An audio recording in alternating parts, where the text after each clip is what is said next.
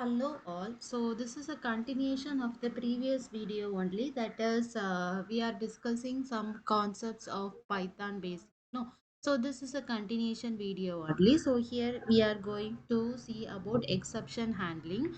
So here in exception handling, there are three blocks such as try, except, and finally block. So we are going to see the basic use of this blocks.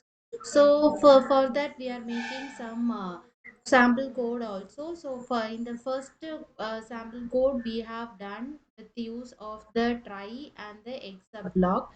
So within the try block we are making to add two addition of two numbers, sorry, division of two numbers. So in that case we need two integers. It can be other than that a float also, but while dividing, if we are dividing by 0 means it will cause an error. And also other than a string only, we should not give strings.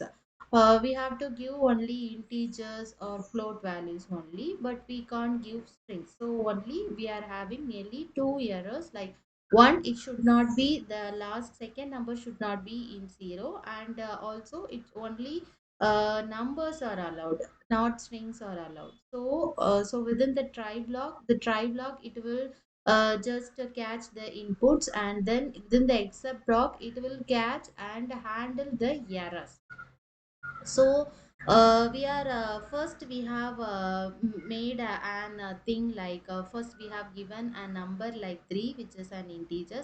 So second it is o, that is it is not an integer, it is a string. So in that case it is giving like please enter only number. So now we can just run with some other thing. Let us, we are giving 3, and for the second number I am giving 0. So if we are giving 0 for the second number means it should display like oops, it can't divide by 0. So like if we are getting the same.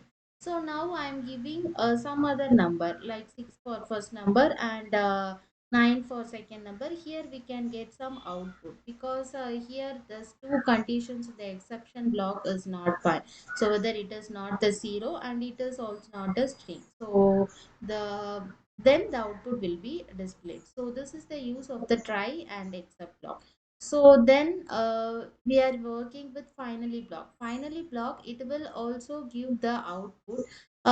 It will not do any operations, it will just close the operations. For that we are using finally, because here we are using, here we have calling an text like a file like our example.txt, but this file is not found in our directory. So if you are running means it will be like the file is not exist, but we have to close that thing. No, we have opened the file, so we have to close it. For that we are using the finally block, and finally we'll just close the function, and the output will be displayed like closing file even if it was never opened.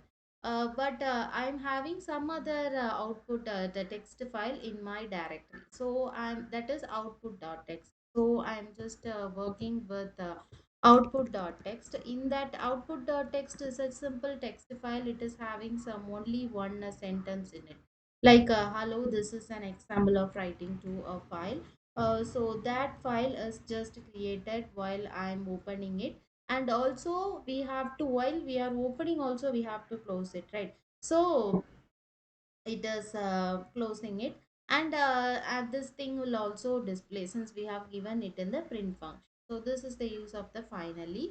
And while setting this age, for as example programmer setting age should, it should not be negative, right? So if while that thing we can use this try and except block. So here we have given age as -5, but age cannot be -5. So the output is like age cannot be negative. But if you take this -5 means age can be 5 also.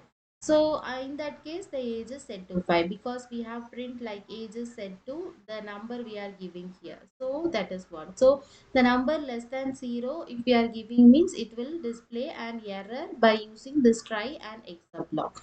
So this is an example code for this exception handling by using the functions like blocks like try, except, and finally blocks. In the next video we'll work with some other basic Python code. Thank you.